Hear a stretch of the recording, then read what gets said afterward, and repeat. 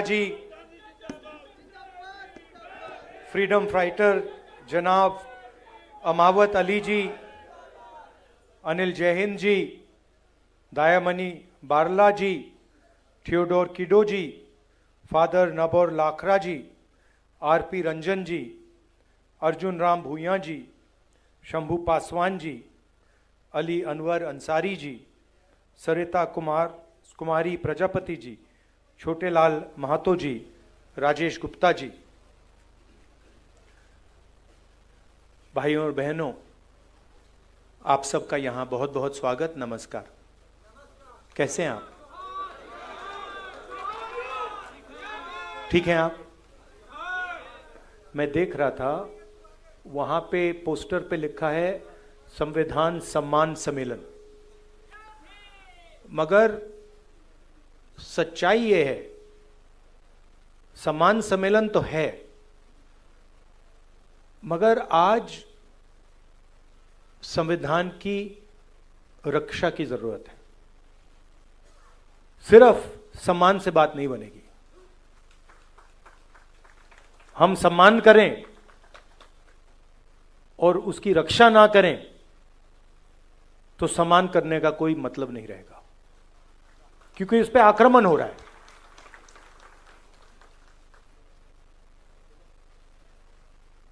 जबरदस्त आक्रमण हो रहा है, चारों तरफ से आक्रमण हो रहा है। सिर्फ एक व्यक्ति, मोदी जी, अमित शाह जी, सिर्फ एक दो व्यक्ति आक्रमण नहीं कर रहे हैं। अलग अलग फोर्सेस, अलग अलग शक्तियां इस पर आक्रमण कर रही हैं। कोई आगे से, कोई पीछे से, कोई साइड से, कोई ऊपर से,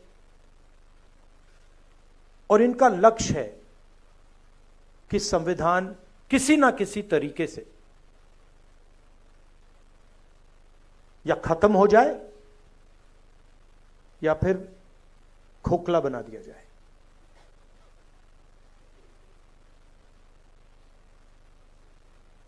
मैं आपसे सवाल पूछना चाहता हूं। ये आप अपने हाथ में पकड़े हैं, उठाइए इसको जरा। ये कब बना? ये कब बना?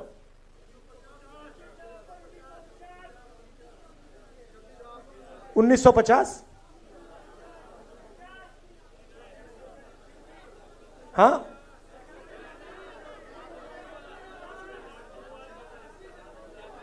किस साल बना ये?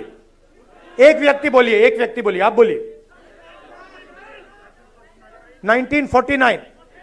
कोई कह रहा है 1950, कोई कह रहा है 1949, कोई कह रहा है 1947। ठीक है, तो मैं आपसे अब दूसरा सवाल पूछता हूं। अगर बिरसा मुंडा जी नहीं होते तो ये बनता? अगर नारायण गुरु जी नहीं होते तो ये बनता? अगर बसवन्ना जी नहीं होते तो ये बनता? अंबेडकर जी नहीं होते तो ये बनता? बुद्ध भगवान नहीं होते तो ये बनता? गुरु नानक नहीं होते तो ये बनता? तो ये कितना पुराना है?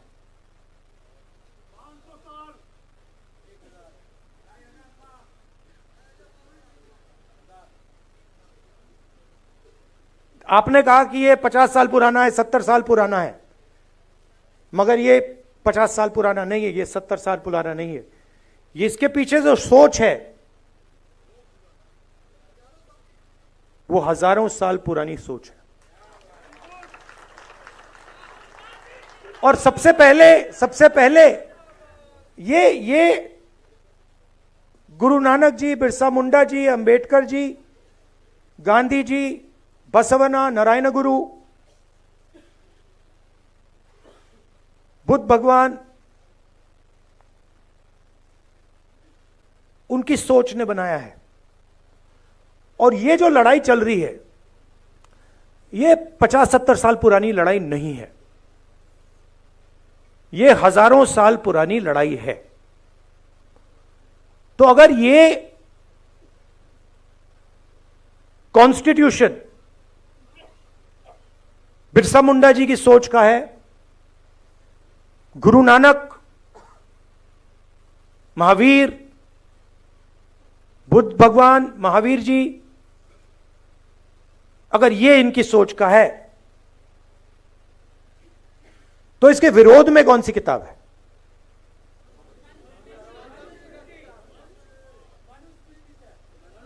मनुस्मृति। ये जो लड़ाई चल रही है, और आपको ये गहराई से समझना होगा, ये लड़ाई कॉन्स्टिट्यूशन और मनुस्मृति के बीच में लड़ाई चल रही है। और ये नई लड़ाई नहीं है, ये हजारों सालों से लड़ाई चल रही है। अंबेडकर जी ने कहा एजुकेट, ऑर्गेनाइज, एजिटेट, कहा।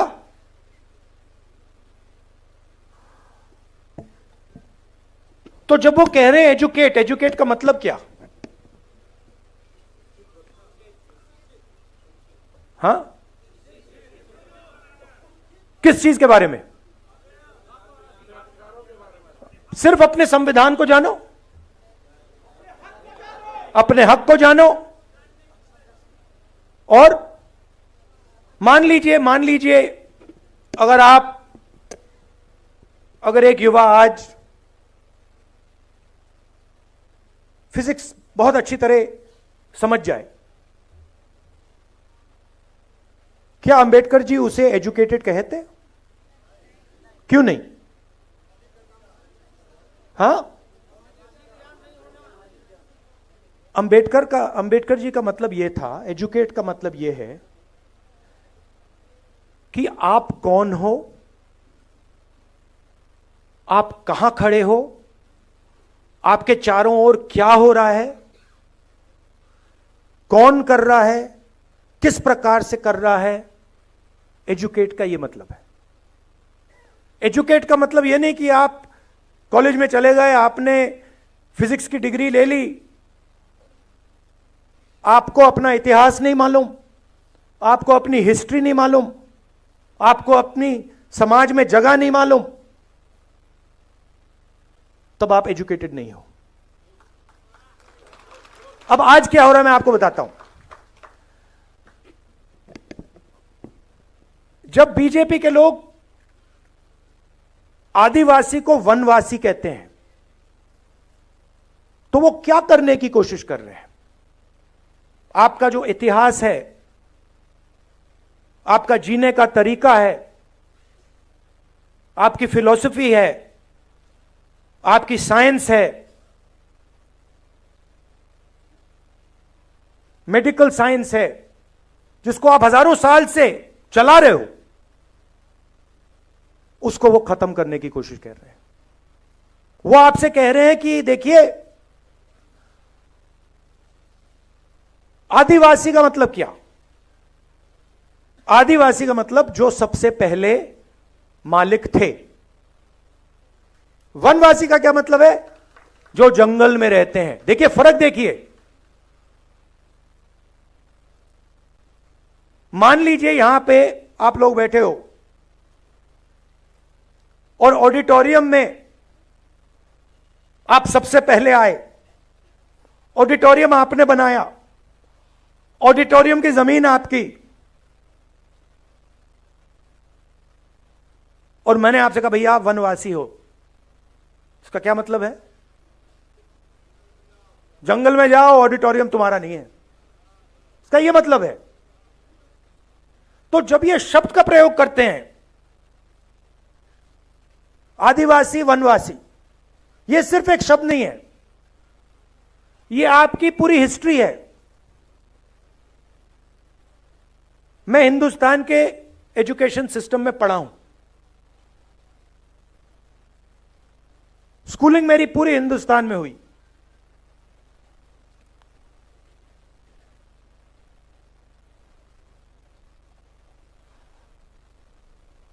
पूरा का पूरा जोड़ दीजिए तो आदिवासियों के बारे में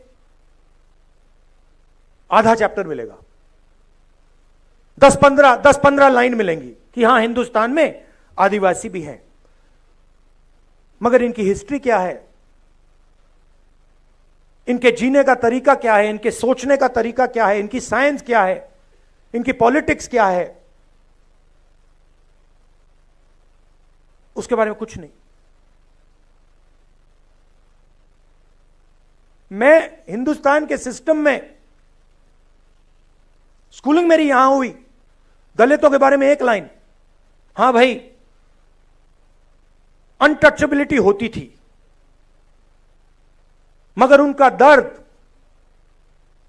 उन पर जो अत्याचार हुए, उनका जो अपमान हुआ, उनका जो इमेजिनेशन था, उनकी जो सोच थी, उनकी जो साइंस थी, उनकी जो फिलॉसफी थी, उसके बारे में कितना था, एक लाइन। आपने ओबीसी शब्द प्रयोग किया, अदर बैकवर्ड कास्ट, क्या ये आपका नाम है? ओबीसी अदर बैकवर्ड कास्ट मतलब हां वो दूसरे पिछड़े लोग। किसने कहा कि आप पिछड़े हो? किस बेसिस पे कहा? आप इस देश को चलाते हो, आपका खून पसीना से यह देश चलता है, आपका जो हक है वो आपको मिलता नहीं है।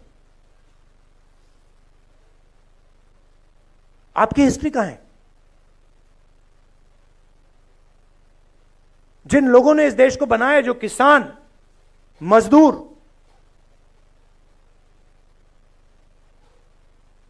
बढ़ई, नाई, मोची, इनकी हिस्ट्री कहां है? कहां लिखा है? फाड़ दिया गया।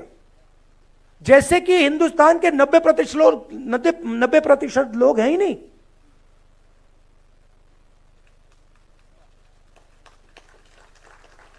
मतलब आप छुपे हुए हो।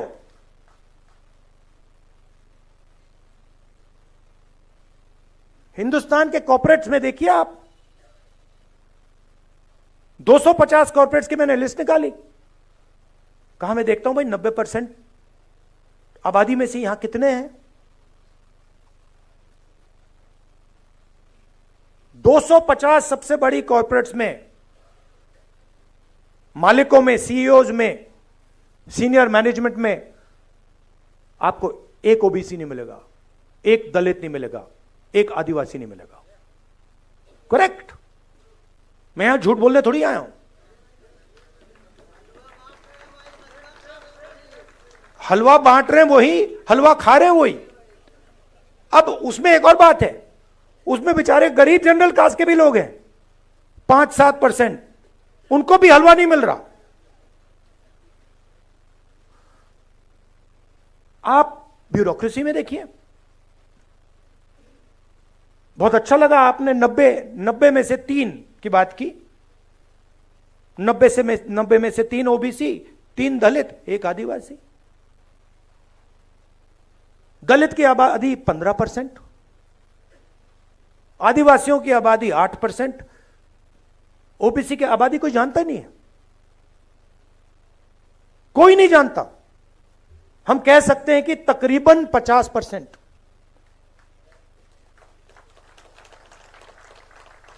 क्योंकि आपकी संख्या छुपानी है। बड़ा खतरनाक काम है। अगर ओबीसी को अपनी सच्ची संख्या पता लग गई,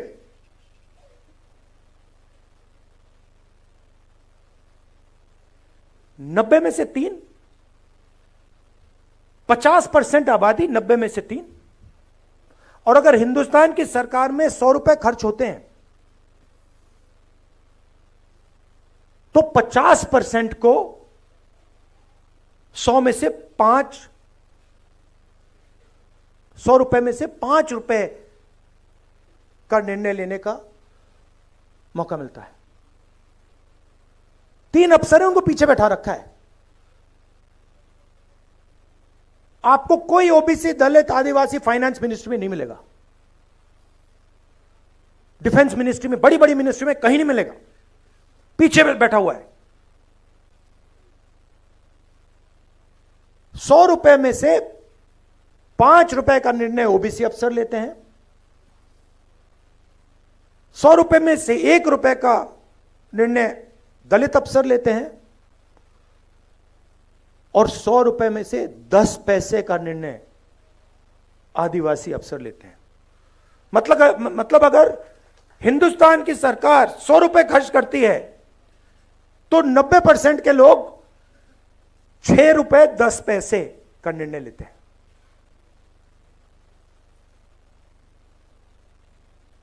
बॉलीवुड की बात करिए, बॉलीवुड में आपको दलित, आदिवासी, ओबीसी नहीं दिखेगा। नाच गाना चल रहा है, गाने बज रहे हैं, डांस हो रहा है, मगर 90% का कोई वहां नाच नहीं रहा। सच्चाई है ये।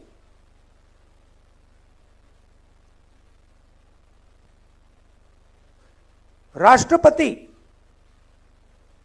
आदिवासी वर्ग की हैं।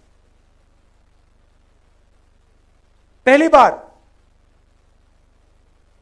राष्ट्रपति जी को आदिवासी वर्ग से बनाया गया, मगर जब पार्लियामेंट का उद्घाटन होता है तो उन्हें कहा जाता है कि आप आदिवासी हैं, आप अंदर नहीं आ सकती हैं।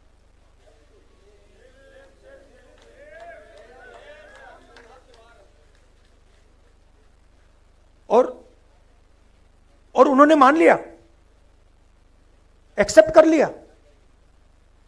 राष्ट्रपति है, राष्ट्रपति हैं। राम मंदिर, धूमधाम से राम मंदिर का उद्घाटन होता है, राष्ट्रपति जी से कहा जाता है आप आदिवासी हैं, आइए मत। अंबानी को बुलाया जाता है, अदानी को बुलाया जाता है, हिंदुस्तान के राष्ट्रपति जी से कहा जाता है आप नहीं आएंगे, आपकी जगह नहीं है। अगर यह संविधान पर आक्रमण नहीं है कि राष्ट्रपति जी पार्लियामेंट हाउस का उद्घाटन नहीं कर सकती, तो क्या है?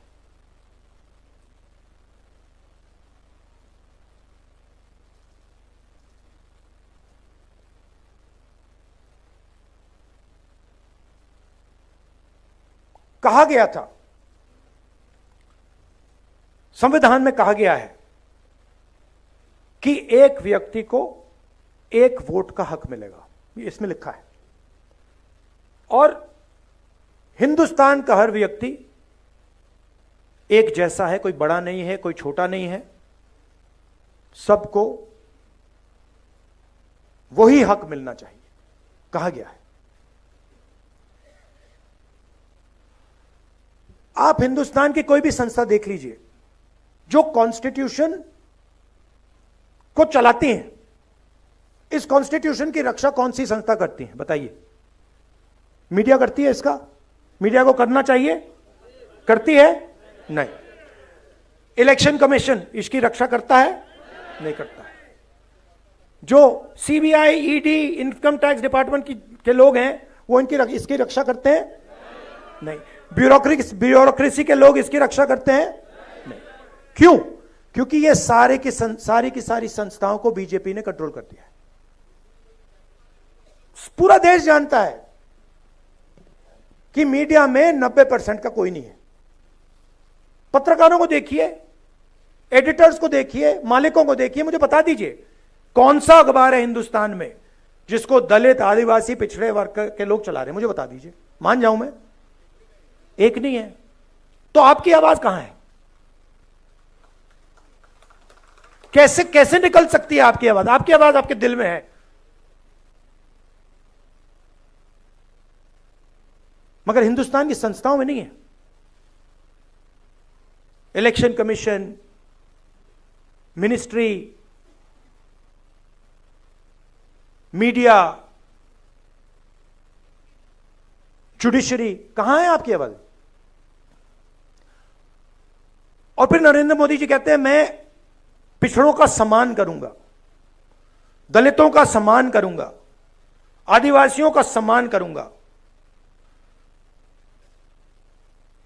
और फिर आपके हाथ से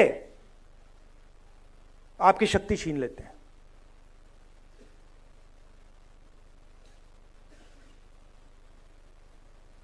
सम्मान आपको देते हैं और पावर आपसे छीनते हैं।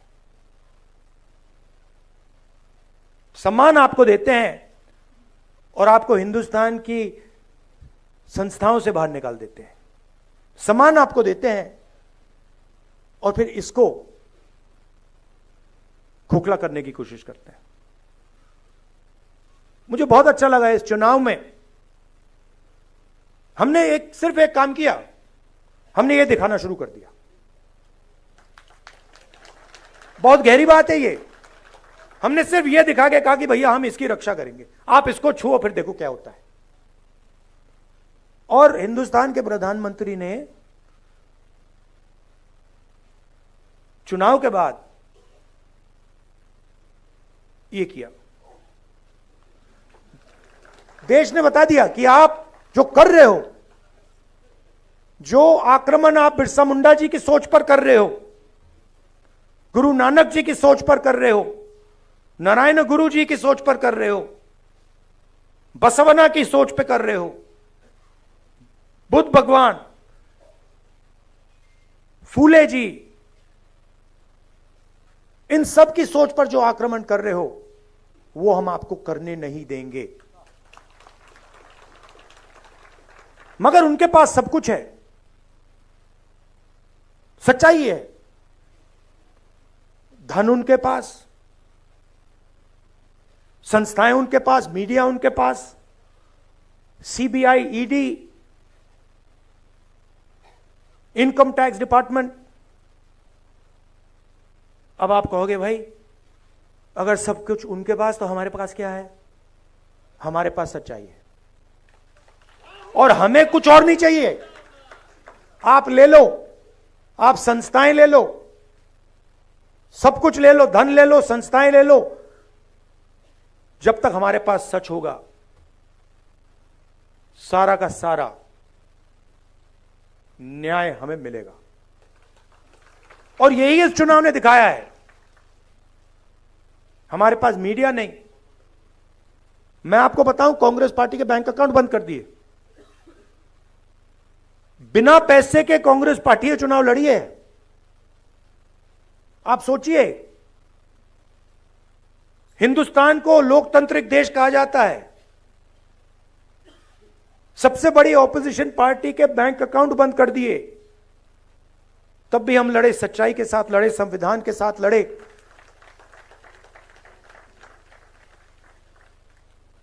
और आजकल मोदी जी मुस्कुराते नहीं हैं। बंद हो गया, परमानेंटली बंद हो गया, भूल गए।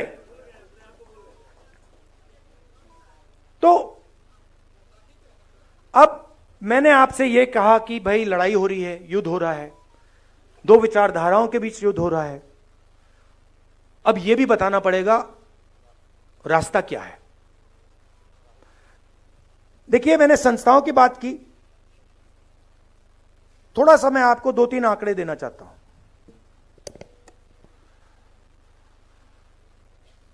जीएसटी इस देश में कौन देता है? कौन देता है? 90% देता है। दलित, आदिवासी, पिछड़े वर्ग के लोग, गरीब, जनरल कास्ट के लोग देते हैं। यह आपने शर्ट कितने की खरीदी? ये आपने, हां आपने, ये कितने की खरीदी? 1,500 रुपए की। इस पे आपने जीएसटी कितनी दी? 18%। अगर यही अच्छा, अगर यही शर्ट अदानी या अंबानी खरीदें तो जितना टैक्स आपने दिया उतना टैक्स वो देते हैं। जीएसटी गरीब जनता से लिया जाता है, पिछड़ों से लिया जाता है, दलितों से लिया जाता है, आदिवासियों से लिया जाता है। अगर 100 रुपए आज हिंदुस्तान में, अगर 100 रुपए टैक्स में लिए जाते हैं, 40 रुपए आम आदमी की जेब से निकलते हैं। 26 रुपए हिंदुस्तान की सबसे बड़ी कंपनियों से आते हैं।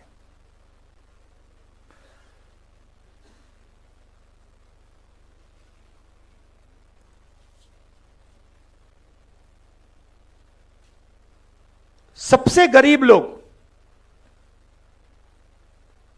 50%, सबसे गरीब लोग 60% से ज्यादा जीएसटी देते हैं। सबसे अमीर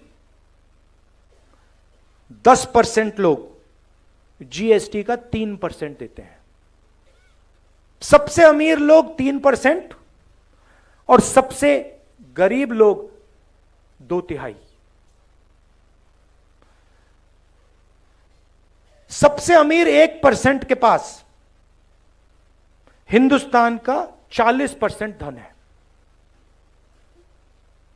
ये जो आपको दिखते हैं 25-30 अरबपति, इनके पास हिंदुस्तान का 40% धन है। और जो सबसे गरीब 50% लोग हैं, इनके पास 3% हिंदुस्तान का धन है। सबसे गरीब 50% के पास 3% धन और 1% के पास 40% धन। और अगर आप सबसे गरीब 50% को की आमदनी जोड़ दें तो उनकी पूरी आमदनी आप मिलाएंगे तो 13% बनती है। तो ये सिर्फ कॉन्स्टिट्यूशन पर आक्रमण नहीं हो रहा है, ये आपसे चोरी हो रही है।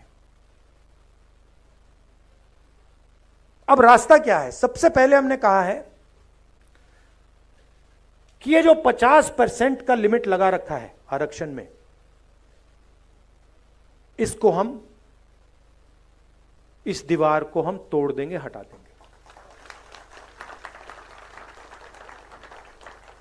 और दूसरी बात, हम सच्चाई समझना चाहते हैं। हम समझना चाहते हैं कि इस देश में धन किसके हाथ में है, जमीन किसके हाथ में है, संस्थाएं किसके हाथ में है, कॉलेज यूनिवर्सिटी किसके हाथ में है। सिर्फ हम पता लगाना चाहते हैं। हम यह भी नहीं कह रहे हैं कि उसके बाद होगा क्या। जैसे किसी को चोट लगती है, आपको कभी चोट लगी है?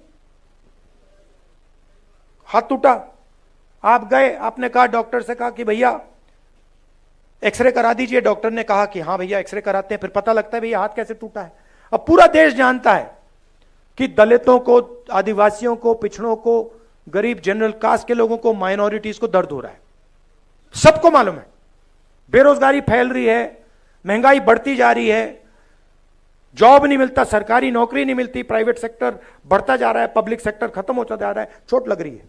अब हम सिर्फ ये कह रहे हैं भैया चोट लग रही है, एक्सरे करा दो, पता लगाओ चोट क्यों लग रही है, कारण क्या है।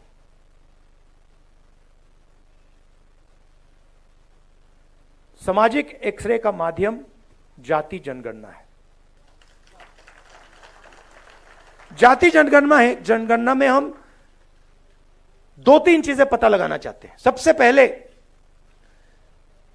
किस देश में पिछड़े वर्ग के कितने लोग हैं? 10% हैं, 20 हैं, 30 हैं, 40 हैं, 50 हैं, 60 हैं, कितने? दलित, आदिवासी, माइनॉरिटी, गरीब जनरल कास्ट के लोग कितने हैं? पहली बात। दूसरी बात, हिंदुस्तान की संस्थाओं में किसकी कितनी हिस्सेदारी है? लीगल सिस्टम में किसकी हिस्सेदारी है? जुडिशरी में किसकी हिस्सेदारी है? ब्यूरोक्रेसी में किसकी हिस्सेदारी है? कॉर्पोरेट इंडिया में किसकी हिस्सेदारी है? हमारे संस्थाओं में किसका कंट्रोल है? मीडिया में कितने लोग हैं? 90% से। कॉर्पोरेट इंडिया में कितने लोग हैं, बड़ी बड़ी ब्यूरोक्रेटिक पोजीशंस में कितने लोग हैं, हिंदुस्तान में जो सेक्रेटरी लेवल के अफसर हैं उसमें कितने लोग हैं। हम एक्सरे करना चाहते हैं। अब अगर आप अस्पताल जाते और आप डॉक्टर से कहते भैया मेरा हाथ टूटा हुआ है, लग रहा है हाथ टूटा हुआ है, हिला नहीं पा रहा हूं, एक्सरे करवा दीजिए, और डॉक्टर आपसे कहता नहीं एक्सरे नहीं कराऊंगा, तो आप क्या करते? अब जब हम जाति जनगणना की बात कर रहे हैं, हम कह रहे हैं कि भैया एक्सरे कराइए, मोदी जी कहते हैं हम नहीं कराएंगे। कैसे नहीं कराओगे? अगर आप नहीं कराओगे हम कराएंगे। और मैं आपको बता रहा हूं, आप लिख के ले लो, जाति जनगणना को और ये जो 50% का बैरियर है ना, इसको अब कोई शक्ति नहीं रोक सकती है। जो करना है कर लो, जो करना है कर लो, आज नहीं तो कल। जो करना है कर लो, आज नहीं तो कल। जाति जनगणना, इंस्टीट्यूशनल सर्वे, 50% की जो दीवार है, ये कार्रवाई होगी ही होगी। मैं बता रहा हूं, मैं 20 साल के बाद राजनीति को समझता हूं। जो ये 90% को छुपाया जा रहा है, मिटाया जा रहा है, इनकी हिस्ट्री को खत्म किया जा रहा है, 90% में बहुत शक्ति है। आपके पास मीडिया नहीं है, मीडिया नहीं है आपके पास जुडिशरी नहीं है, आपके पास ब्यूरोक्रेसी नहीं है, मगर सच्चाई आपके साथ है। और यह काम मिलकर होगा, यह बंटने से काम नहीं होने वाला है। एक आवाज से मिलकर यह काम करना पड़ेगा, और यह काम मैं आपके साथ करने वाला हूं। यह मैं आपसे कहना था, मैं आपसे यह कहना चाहता था, सबसे जरूरी चीज, चाहे जाति जनगणना हो, चाहे 50% का बैरियर हो, सबसे जरूरी चीज इसको बचाने का है।